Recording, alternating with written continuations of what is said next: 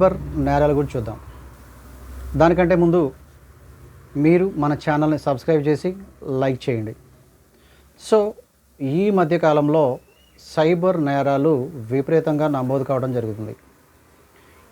Mainly ఈ cyber నేరాలు అనేది స్మార్ట్ ఫోన్ యూజ్ చేసే ప్రతి ఒక్కరు కూడా దీనికి గురి కావడం జరుగుతుంది. సో ఈ సైబర్ నేరాలు ముఖ్యంగా ఆన్లైన్ లోన్స్ తీసుకోవటం కానీ, యాప్స్ ద్వారా లోన్ తీసుకోవటం కానీ, కొన్ని ఫోన్లు వస్తూ ఉంటాయి, కస్టమర్ కేర్ సర్వీస్ అని చెప్పేసి కొంతమంది ఫోన్లు చేసి ట్రాప్ చేయటం కానీ, అదేవిధంగా వాట్సాప్ మెసేజెస్, ఫేస్బుక్ మెసేజెస్, ఇవన్నీ కూడా గేమ్స్, ఆన్లైన్ గేమ్స్, వీటి ద్వారాగా మెయిన్లీ ఈ సైబర్ ప్రాబ్లానికి ప్రతి ఒక్కరు గురి కావాల్సి వస్తుంది. సో దీనికి కొన్ని సైబర్ నేరాలు మనకి ఆటోమేటిక్గా ఒక వీడియో కాల్ వస్తుంది. ఆ వీడియో కాల్లో మనం లిఫ్ట్ చేయగానే అవతల వీడియో కాల్ చేసిన వ్యక్తి ఒక న్యూడ్ ఉమెన్ వీడియో కాల్ చేసి ఒక 5-10 సెకండ్స్లో ఆ వీడియో కాల్ కట్ అవుతుంది. అట్ ద సేమ్ టైం మనకు మెసేజ్ వచ్చి ఆ మెసేజ్ పెట్టి మనకి బ్లాక్మెయిల్ చేయటం జరుగుతుంది. సో రీసెంట్గా ఇటువంటి కేసు ఒకటి రావడం జరిగింది.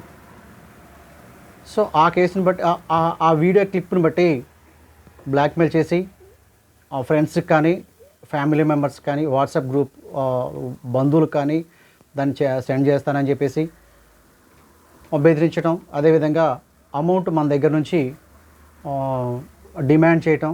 సో దానికి భయపడి సదరు వ్యక్తులు అమౌంట్ ట్రాన్స్ఫర్ చేయటం, ఇవన్నీ కూడా జరుగుతుంది. సో ఒకవేళ మీరు అమౌంట్ ట్రాన్స్ఫర్ చేయని పక్షంలో వేరే వ్యక్తి, ఎవరైనా థర్డ్ పర్సన్ ఒక వ్యక్తి ఒక పోలీస్ ఐడెంటిటీ కార్డుతో మెసేజ్ సెండ్ చేయడం జరుగుతుంది.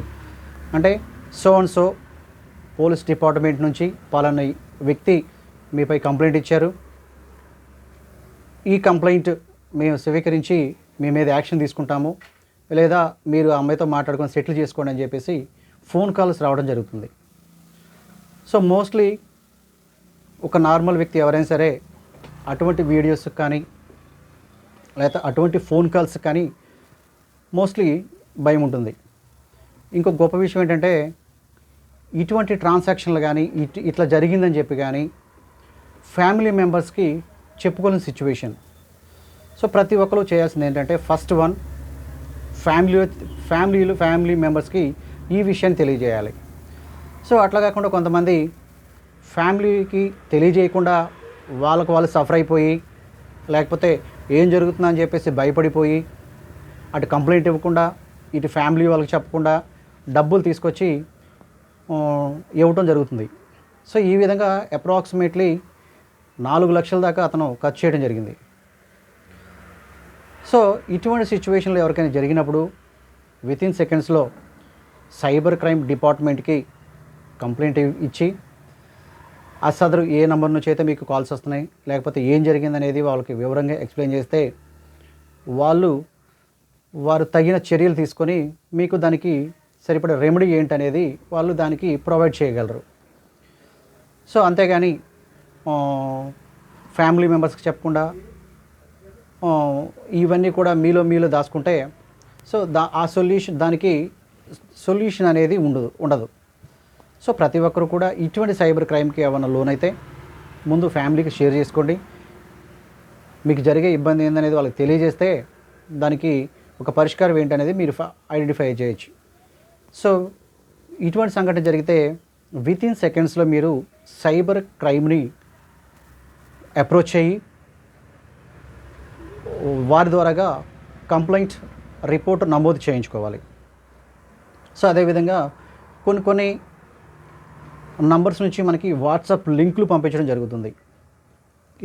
ఈ లింక్స్ మనం సడన్గా ఆ లింక్ని ఓపెన్ చేయగానే మన డీటెయిల్స్ మొత్తం కూడా వాళ్ళు క్యాప్చర్ చేయడం జరుగుతుంది, వాళ్ళు పట్టుకోవడం జరుగుతుంది.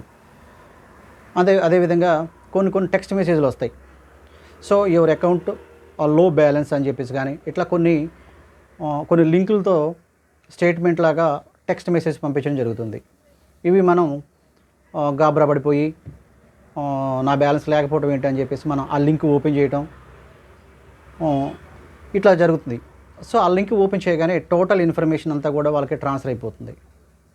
దీని ద్వారాగా మీ అకౌంట్లో ఉన్న టోటల్ అమౌంట్ వాళ్ళు తీసుకోవడం జరుగుతుంది. సో ఇటువంటి సిచ్యువేషన్లు ప్రతి ఒక్కటి కూడా అబ్జర్వ్ చేసి అన్నోన్ నంబర్స్ కానీ అన్నోన్ లింక్స్ కానీ ఏది కూడా ఓపెన్ చేయకుండా కేర్ఫుల్గా ఉండాలి. సో దాంతోపాటుగా రీసెంట్గా మన స్టేట్ గవర్నమెంట్ కూడా దీని మీద ఫోకస్ చేయడం జరిగింది. సైబర్ క్రైమ్ కమోడర్స్ని కూడా దీని మీద ఏర్పాటు చేయడం జరిగింది. సో ప్రతి ఒక్కరూ కూడా ఈ సైబర్ క్రైమ్ని తెలుసుకొని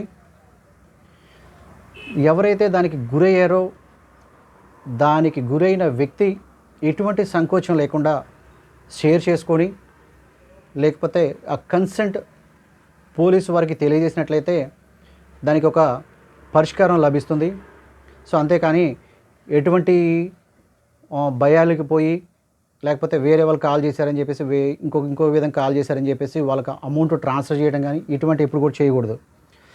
సో ఒక నార్మల్ వ్యక్తి అంటే అటువంటి వీడియోలు చూసినప్పుడు ఇంకా వాళ్ళు మనం డబ్బులు ఇవ్వట్లేదు, మనం లొంగట్లేదు అనుకుంటే ఇంకా అనేక విధాలుగా మన మీద ప్రెషర్ తీసుకురావడం జరుగుతుంది. పోలీస్ వ్యక్తి అంటారు, కొంతమంది ఇంకో డిపార్ట్మెంట్ అని ఫోన్ చేస్తూ ఉంటారు, అట్లా అనేక రకాలుగా భయపెడతారు. సో వీటిని అన్నింటికి కూడా మీరు ఎటువంటి కేర్ చేయాల్సినంత అవసరం లేదు. సో కేర్ చేయకుండా